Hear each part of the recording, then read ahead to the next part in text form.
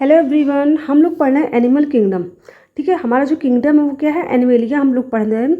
अब animalia kingdom में हम लोगों ने पढ़ा था सब किंगडम पैराजोआ। ठीक है, तो आज हम पैराजोआ का ही फाइलम पढ़ने वाले हैं, पॉरीफेरा। ठीक है, पैराजोआ सब किंगडम है और पॉरीफेरा हम लोग पढ़ने वाले हैं। देखिए, एनिमेलिया किंगडम जब हमने स्टार्ट किया था, इसके प्रीवियस लेक्चर में हमने स्टार्ट किया है, उसमें हम लोगों ने जो बेसिस होता है क्लासिफिकेशन का, यानी कि जिसके बेस पर हम एनिमल को क्लासीफाई करते हैं यानी कि वर्गीकृत करते हैं, उसको हम अच्छे से पिछली क्लास में पढ़ चुके हैं। ठीक है, अगर आपने वो वीडियो नहीं देखी है तो डिस्क्रिप्शन में लिंक दे दी, आप जाकर के उसको देख लीजिए। अगर उसको आप देख लेंगे तो आपको समझ में आएगा, वरना ये थोड़ा डाउट रहेगा, बट कोई दिक्कत नहीं है। अगर आपने खुद से पढ़ रखा है पहले से तो अच्छी बात है, आप कंटिन्यू कर सकते हैं। ठीक है, तो देखिए यहाँ पर जो हेडिंग जितनी भी आपको दिख रही है लाइन है ना, आपको यही सीक्वेंस आपको एनसीईआरटी में देखने को मिलेगा। तो देखिए, एनसीईआरटी के अकॉर्डिंग ही मैंने ये वीडियो बनाई है और यहाँ पे जो नोट्स आपको एनसीईआरटी के अकॉर्डिंग ही प्रोवाइड कर रहे हैं। ठीक है, तो पहला है हैबिट एंड हैबिटाट। अब हैबिट एंड हैबिटेट का मतलब क्या होता है? हैबिट का मतलब होता है आदत और हैबिटेट का मतलब होता है वास स्थान, यानी कि जहाँ पर ये रहते हैं। तो पॉरीफेरा जो होता है, पहली बात तो हम जानेंगे ये होते क्या हैं। ये होते हैं देयर सेसाइल। सेसाइल का मतलब होते हैं कि ये जिस सतह पर होते हैं ना, वहाँ से वो चिपके होते हैं। ठीक है, पानी में ये पाए जाते हैं। अब ये क्या होता है, सबस्ट्रेटम, यानी कि सतह पर ही चिपके होते हैं। जैसे क्या होते हैं, अगर आपने एक पेड़ देखा होगा तो पेड़ जहाँ पर भी उगते हैं, क्या वहाँ से मूव कर सकते हैं? नहीं कर सकते ना। सेम वैसे ही पॉरीफेरा भी होते हैं, जहाँ पर ये होते हैं ना वहीं पर उस जगह से चिपके होते हैं, कि मूव नहीं कर सकते। तो मोबाइल तो सेसाइल का मतलब क्या हो जाएगा, जो मूव ना कर सके। ठीक, ऑल आर एक्वेटिक, यानी कि सभी पॉरीफेरा के जितने भी एनिमल होते हैं सब एक्वेटिक होते हैं, यानी कि सब जल में ही पाए जाते हैं। और जल का मतलब मोस्टली मरीन, यानी कि जल में तो पाए जाएंगे लेकिन अधिकतर उसमें कहाँ पाए जाते हैं, मरीन वाटर में, यानी कि सॉल्टी, जैसे कि समुद्री जल में पाए जाते हैं। ठीक है, बट फ्यू फ्रेश वाटर, लेकिन कुछ जो होते हैं वो फ्रेश वाटर में भी पाए जाते हैं। फ्रेश वाटर का मतलब होता है नदी का पानी हो गया, तालाब हो गया, पोखरा हो गया, झील हो गया, यहाँ का वाटर कैसा होता है, फ्रेश होता है। ठीक है, तो फ्रेश वाटर में भी पाए जाते हैं। अब ये कौन सा होता है, स्पॉन्जिला। तो स्पॉन्जिला भी एक क्या पॉरीफेरा है, जो कि कहाँ पाया जाता है, फ्रेश वाटर में पाया जाता है। ठीक है, अब आगे बात करते हैं, नेक्स्ट क्या है, सेकंड लेवल ऑफ ऑर्गेनाइजेशन। अब ऑर्गेनाइजेशन का मतलब होता है संगठन। इसकी पूरी बॉडी किसकी बनी होती है? तो जो पॉरीफेरा होता है उसकी बॉडी में सिर्फ सेल्स ही पाए जाते हैं, सेल के अलावा कुछ भी नहीं होता।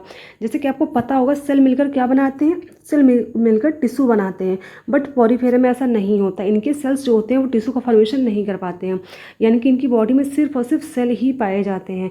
तो इनका लेवल ऑर्गेनाइजेशन कैसा होगा, सेलुलर होगा। ठीक, जर्म लेयर, अगर जर्म लेयर की बात करें तो जर्म लेयर जो बनती है ना, वो गैस्ट्रोला स्टेज में बनती है। ठीक है, अब क्या होता है, इनमें सेल के अलावा कुछ होता ही नहीं, ना ही टिश्यू होते हैं, ना ऑर्गन होते हैं, ना ऑर्गन सिस्टम होते हैं। ठीक है, तो कोई भी चीज़ सही से इनकी डेवलप होती नहीं, इसलिए इनमें जर्म लेयर भी नहीं पाई जाती है। ठीक है, अब बात करते हैं सीलोम की। सीलोम, अब जब जर्म लेयर ही नहीं पाई जाती, कुछ जर्म लेयर जो होती है वो कैसी होती है, एक्टोडर्म, एंडोडर्म, मेसोडर्म, 3 तरह की होती है जर्म लेयर। ठीक है, डिपेंड करता है कौन कौन सी जर्म लेयर प्रेजेंट है इसमें, बट इसमें एक भी जर्म लेयर नहीं पाई जाती है। तो जब जर्म लेयर ही नहीं प्रेजेंट है तो सीलोम बनने की चांस ही नहीं, क्योंकि सीलोम जो होता है वो मेसोडर्म में ही पाया जाता है। ठीक है, एक्टो और एंडो के बीच में। तो ये आसीलोम होते हैं। एसीलोम का मतलब हो गया इनमें सीलोम भी नहीं पाया जाता। नेक्स्ट है बॉडी प्लान। बॉडी प्लान का मतलब होता है इनकी बॉडी में जितनी भी एक्टिविटीज़ हो रही, एक्टिविटीज़ इन द सेंस कि इनमें जो रेस्पिरेशन होता है या फिर डाइजेशन होता है, एक्सक्रीशन, जितनी भी बॉडी में चीज़ें होती हैं वो किसके द्वारा होती है, यानी कि किसी ऑर्गन के द्वारा हो रही है, टिश्यू के द्वारा हो रही है, ऑर्गन सिस्टम से हो रही है। तो देखिए, सबसे पहली बात, इनकी बॉडी में सिर्फ सेल ही होते हैं, यानी कि सिर्फ बॉडी इनकी सेल की बनी है। तो जाहिर सी बात है, किसी भी कार्य को करने के लिए पर्टिकुलर कोई भी ऑर्गन बॉडी में नहीं मौजूद होगा, क्योंकि ऑर्गन को बनाने के लिए चाहिए होंगे टिश्यू, और टिश्यू को बनाने के लिए कोशिकाएं चाहती हैं। तो कोशिकाएं मिलकर यहाँ पर टिश्यू का फॉर्मेशन तो करने ही नहीं। जब टिश्यू नहीं बन रहे तो जाहिर सी बात अंग यानी कि ऑर्गन कैसे बनेंगे? तो कोई भी ऑर्गन सिस्टम इनमें नहीं होता। ठीक है, तो इनकी बॉडी प्लान का मतलब हो गया कैसा होगा, सेलुलर एग्रीगेशन, यानी कि इनमें बॉडी में जितनी भी एक्टिविटीज़ होती है सब सेल के माध्यम के ही कंप्लीट होती है। ठीक है, तो इनका बॉडी प्लान कैसा हो जाएगा, सेलुलर एग्रीगेशन टाइप का होगा। नेक्स्ट है सिमेट्री। अब सिमेट्री हमने पढ़ी है, 2 तरह की होती है। ठीक है, कैसी होती है, एक होती है रेडियल सिमेट्री और एक होती है बाईलैटरल। रेडियल का मतलब होता है, मान लो ये कोई स्ट्रक्चर है, ये हमने बना लिया स्टारफिश। ठीक है, स्टारफिश का डायग्राम बना दिया मैंने। अब इसको बायलैटरल, तो कहीं से भी आप कट करो, यहाँ से मैंने कट किया, यहाँ से किया, यहाँ, मतलब कहीं से भी आप कट करोगे तो ये क्या होगा, इक्वल साइज में ही कटेगा। ठीक है, इनके 2 पार्ट जो डिवाइड होंगे वो इक्वल में डिवाइड होंगे, तो इसको रेडियल सिमेट्री कहते हैं। बट अगर किसी भी चीज़ को, जैसे मान लीजिए ये ऐसे दिया गया है, ठीक है, ये ऐसा स्ट्रक्चर है, अब इसको मैंने यहाँ से काटा तो एक पार्ट इसका ये मिलेगा, दूसरा पार्ट ये मिलेगा। क्या दोनों पार्ट सेम है? नहीं, सेम नहीं है ना, तो ये बाइलेटरल सिमेट्री नहीं होगी। लेकिन अगर कोई यहाँ से मैं काट देती हूँ तो इसका एक पार्ट ये मिलेगा, दूसरा ये मिलेगा, दोनों कैसे हैं? इक्वल हैं, तो इसको बोलेंगे बाइलेटरल सिमेट्री। ठीक है, यानी कि अगर किसी भी चीज़ को एक ही प्लेन से काट सकते हैं और वहाँ से काटने पर दोनों इक्वल शेप में आ जाता है तो उसको बोलते हैं बाइलेटरल सिमेट्री। ठीक है, और जिसको अगर एक ही मतलब क्या होता है, किसी भी प्लेन से काटो बट फिर दो हमेशा दो इक्वल भाग में डिवाइड होता है, उसको बोलते हैं रेडियल सिमेट्री। जैसे सर्कल है, यहाँ से कहीं से भी काटो दो इक्वल भाग में डिवाइड होगा। ठीक, बट अगर देखा जाए पॉरीफेरा में तो इनमें बाइलेटरल सिमेट्री तो नहीं देखने को मिलती, मोस्टली जो होती है वो आसिमेट्रिकल ही होती है। आसिमेट्रिक का मतलब होता है इनमें किसी भी प्रकार की सिमेट्री नहीं बनती है, ना रेडियल बनती है ना बाइलेटरल, बट कुछ में रेडियल सिमेट्री देखने को मिलती है। ठीक है, ये चीज़ ध्यान रखिएगा।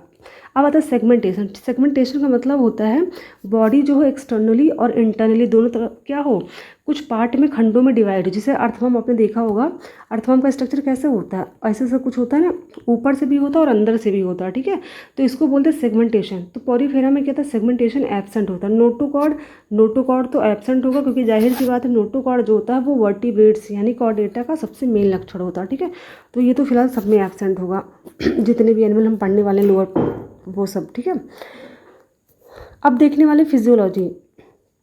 अब बात करेंगे इसके फिजियोलॉजी की। फिजियोलॉजी का मतलब होता है जितनी भी जैविक क्रियाएं होती हैं, यानी कि जितनी भी मेटाबॉलिक एक्टिविटीज़ होती हैं वो सारी फिजियोलॉजी के बारे में पढ़ने वाले हैं। ठीक है, सबसे पहले बात करेंगे डाइजेशन की। अब डाइजेशन पूरी बॉडी सेल की बनी होती है, तो जाहिर सी बात है इनमें कोई डाइजेस्टिव सिस्टम तो होने के चांस नहीं, मतलब सिस्टम तो कोई भी नहीं होगा बॉडी में, कोई भी सिस्टम होगा ही क्योंकि कोई ऑर्गन है ही नहीं बॉडी में, पूरी बॉडी सेल की बनी है, तो डाइजेस्टिव सिस्टम जाहिर सी बात है इसमें एब्सेंट होगा। ठीक, लेकिन अगर कुछ इनमें डाइजेशन हो रहा तो कहाँ पर होगा वो डाइजेशन होगा इंट्रा सेलुलर।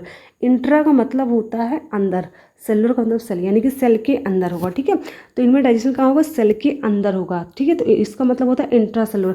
बट यहाँ पर अगर लिखा होता है इंटर सेलुलर, इंटर मतलब होता है, देखिए इंटर का मतलब होता है हमेशा दोनों सेल के बीच में, यानी कि सेल के बाहर अगर बात करेगा तो इंटर होगा, और इंट्रा मतलब होता है सेल के अंदर। ठीक है, तो यहाँ पर डाइजेशन कैसा होगा, इंट्रा सेलुलर होगा। बात करते हैं रेस्पिरेशन की। रेस्पिरेटरी सिस्टम, इसमें रेस्पिरेटरी सिस्टम देखो, सिस्टम सारे एब्सेंट होंगे क्योंकि यहाँ पर बॉडी सिर्फ सेल की बनी है। ठीक है, इतना याद रखिएगा।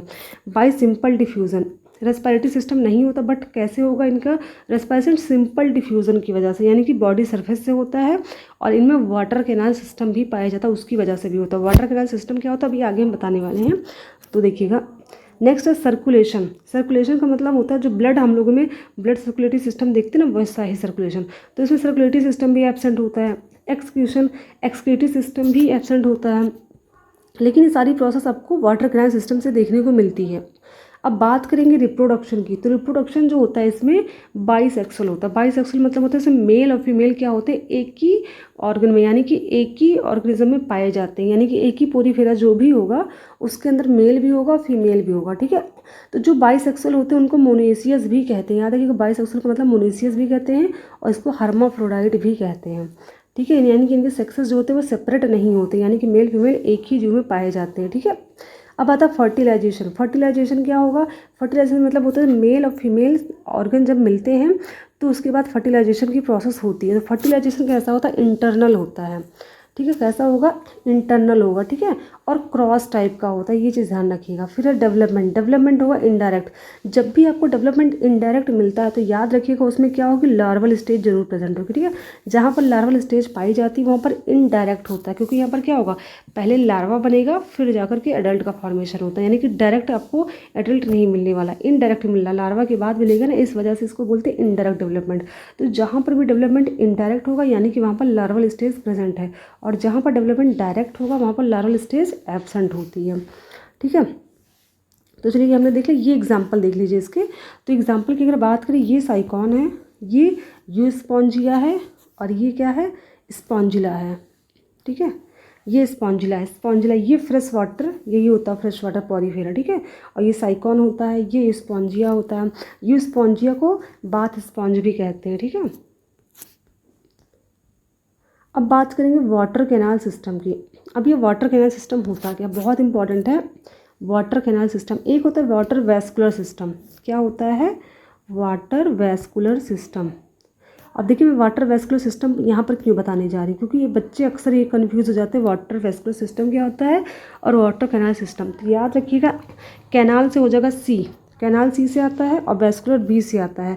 तो सी पहले आता है कि डी पहले आता है? सी पहले आता है ना, तो याद रखिएगा सी पहले आता है। और सबसे छोटा क्या होता है? पॉरीफेरा फाइलम है, तो पॉरीफेरा में कैनाल सिस्टम होगा, और वी बाद में आता है, और इकाइनोडर्मेटा बाद में आता है फाइलम, उसको बाद में पढ़ते हैं ना, क्योंकि वो थोड़ा हाइयर मतलब एनिमल में आ जाएगा, तो उसमें वैस्कुलर सिस्टम होगा। ठीक है, तो वाटर कैनाल सिस्टम पॉरीफेरा में होता है, वाटर वैस्कुलर सिस्टम इकाइनोडर्मेटा में होता है। ठीक है, हमने ये बात जान ली। अब देखो वाटर कैनाल सिस्टम होता क्या है, मैं आपको डायग्राम में दिखा देती हूँ। जैसे आपको ये दिख रहा होगा, ये साइकिल का डायग्राम है। ठीक है, इसमें आपको छोटे छोटे स्ट्रक्चर दिख रहे हैं, छोटे छोटे ये जो बिंदी बिंदी दिख रहा है, ये होते हैं, इसमें कुछ पोर पाए जाते हैं जिसको बोलते हैं ऑस्टिया। क्या कहते हैं? ऑस्टिया कहते हैं। ठीक है, इस ऑस्टिया के द्वारा क्या होता है, इनकी बॉडी के अंदर पानी जाता है। ठीक है, उसके बाद यहाँ पर होता है ऑस्कुलम। क्या होता है? ऑस्कुलम होता है, सिंगल नंबर में होता है। ऑस्कुलम सिंगल नंबर में होता है, लेकिन ऑस्टिया क्या होता है? मैनी, यानी कि न्यूमरस, बहुत सारी संख्या में होता है। ठीक है, इनके नंबर बहुत सारे होते हैं, इनफाइनाइट होते हैं नंबर, काउंट नहीं कर सकते आप। ठीक है, तो ऑस्टिया से पानी अंदर जाएगा, ऑस्कुलम से पानी बाहर निकलता है, इसी को बोलते हैं वाटर कैनाल सिस्टम।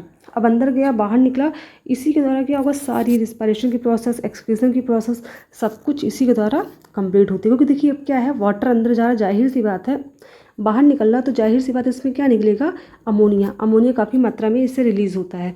तो अमोनिया इसमें क्या होता है, इसका एक्सक्रीटिव प्रोडक्ट जो होता है अमोनिया होता है, यानी कि कैसे होते हैं? अमोनोटेलिक होते हैं, क्योंकि अमोनिया का एक्सक्रीशन करने के लिए पानी की बहुत ज़्यादा ज़रूरत पड़ती है, और ये तो पानी में होते ही होते हैं। ठीक है, तो इनमें यहाँ पर एक्सक्रीशन भी इसके माध्यम से होता है, रेस्पायरेशन भी इसी में कर लेते हैं। क्योंकि क्या होता है, जब ये वाटर अंदर जाता है, साथ में गैसेस भी जाती हैं, सारे गैसेस एक्सचेंज भी यहाँ पर होता रहता है। ठीक है, तो रेस्पायरेशन भी ऐसे हो जाता है। ठीक है, इसमें क्या होता है, और एक्सक्रीशन भी सब कुछ इसी द्वारा, यानी कि वाटर कैनाल सिस्टम के द्वारा ही हो जाता है। ये देखिए डायग्राम,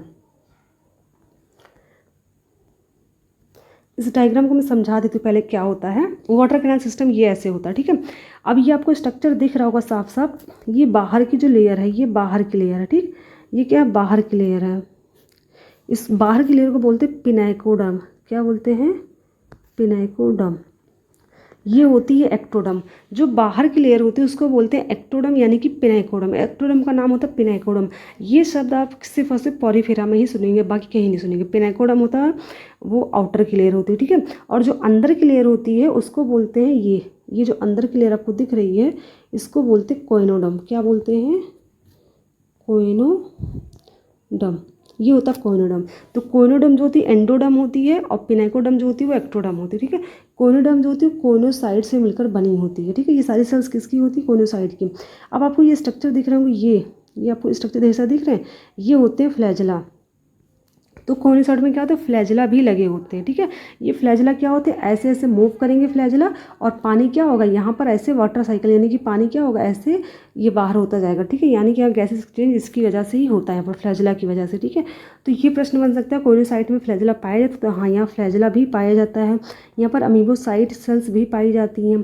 ठीक है, और बीच में जो खाली स्पेस होता है ना, इसको बोलते हैं स्पॉन्जोसील। स्पॉन्जोसील के अंदर ही क्या होती है? वाटर कैनाल सिस्टम का फंक्शन सारा कंप्लीट होता है, गैसेस एक्सचेंज वगैरह सब कुछ यहीं पर होता है। तो याद रखिएगा, जो सेंटर में खाली स्पेस होता है उसको बोलते हैं स्पॉन्जोसील। अब ये आपको जो ये वाटर जाता हुआ दिख रहा है ना, ये स्ट्रक्चर, ये जो पोर, ये पोर है सब। क्या है? पोर। जैसे ये पोर आपको दिख रहा है ना, ये ऑस्टिया है। ऑस्टिया को यहाँ पे दिखाया गया छोटे छोटे स्ट्रक्चर में। यहाँ से क्या हो रहा है? वाटर अंदर जा रहा है, और ये वाटर जहाँ से बाहर जा रहा है इसको बोलते हैं ऑस्कुलम। याद रखिएगा, ऑस्कुलम सिर्फ एक होता है, यहाँ से पानी क्या होता है? एग्जिट होता है। और ये जो आपको ढेर सारे दिख रहे हैं, मैंने स्ट्रक्चर दिख रहे हैं, ये होता है ऑस्टिया। ठीक है, यहाँ से पानी क्या होता है? एंटर करता है। ठीक है, तो ये चीज़ आपको आई थिंक समझ में आ गया होगा। ये हो गया आपका, अच्छे से पूरा अपने डायग्राम देख लिया कैसे होता है वाटर कैनाल सिस्टम में, कैसे फंक्शन होता है। ठीक है, तो पानी अंदर आएगा, गैसियस एक्सचेंज यहाँ पर हो जाएगा, रेस्पिरेशन की प्रोसेस में भी वेस्ट बॉडी से क्या होगा? इस वाटर के द्वारा यहाँ पर क्या होगा? बाहर चला जाएगा, साथ में अमोनिया भी जाता है। जितनी भी वेस्ट गैसेस होती हैं, जो भी चीज़ें होती हैं, वो यहाँ से ऑस्ट्रम की द्वारा बाहर चली जाती हैं, और जो यूज़फुल चीज़ें होती हैं, इसको चाहिए होता है, वो अंदर आ जाती हैं यहाँ पर। ठीक है, और फ्लैजला की वजह से, यहाँ जो फ्लैजला पाया जाता है, इसकी वजह से क्या होता है? पानी अच्छे से मूव कर सकता है। ठीक है, ये चीज़ ध्यान रखिएगा। अब ये देखो क्या है, तीन तरह के होते हैं वाटर कैनाल सिस्टम, अभी पढ़ते हैं इसको, इसके बारे में तो आपको समझ में आ जाएगा। तो in Porifera there are 3 type of water canal system. Porifera में 3 तरह का वाटर कैनाल सिस्टम देखने को मिलता है। पहला है एस्कन टाइप। जो एस्कन टाइप का कैनाल सिस्टम होता है बहुत सिंपल टाइप का होता है, ठीक है। जो मैंने डायग्राम में भी दिखाया था वो एस्कन टाइप ही कैनाल सिस्टम था, ठीक है। बहुत सिंपल डायग्राम होता है। ऐसा कैनाल सिस्टम ल्यूकोसिलिनिया में देखने को मिलता है, ठीक है। ल्यूकोसिलिनिया क्या है, एक पॉरीफेरा का एग्जाम्पल है। दूसरा है साइकॉन type canal system. साइकॉन type canal system जो तो थोड़ा कॉम्प्लेक्स होता है कंपेयर टू फर्स्ट के, थोड़ा सा कॉम्प्लेक्स होता है स्ट्रक्चर, ठीक है।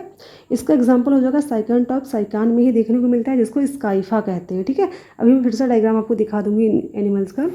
फिर तीसरा है ल्यूकॉन टाइप। ल्यूकॉन टाइप जो होता है मोस्ट कॉम्प्लेक्स होता है, यानी कि इन दोनों कंपेयर में सबसे ज़्यादा कॉम्प्लेक्स स्ट्रक्चर इसी का बनता है, ल्यूकॉन टाइप इसका, ठीक है, कैनाल सिस्टम का। और ल्यूकॉन का एग्जांपल हो जाएगा स्पॉन्जिला। स्पॉन्जिला क्या होता है, फ्रेश वाटर पॉरीफेरा होता है, ठीक है। तो स्पॉन्जिला हो जाएगा इसका एग्जाम्पल। तो हमने देख ले तीनों जो होते हैं। अब देखो वाटर कैनाल सिस्टम के द्वारा काम क्या क्या होता है। तो ये डाइजेशन में भी हेल्प करेगा, रेस्पिरेशन में भी हेल्प करेगा, एक्सक्रीशन में हेल्प करेगा और रिप्रोडक्शन में भी हेल्प करता है, ठीक है।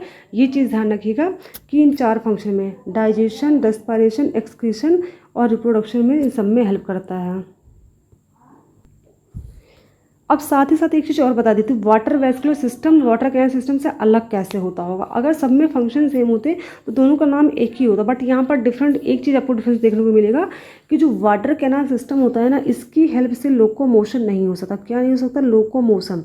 क्योंकि ये कैसे होता है, ससाइल होते हैं ना। ससाइल मतलब क्या होता है, एक जगह से चिपके होते हैं अपनी जगह पर, ये मूव कर नहीं सकते, तो यानी कि इनमें लोकोमोशन तो होगा नहीं, ठीक है।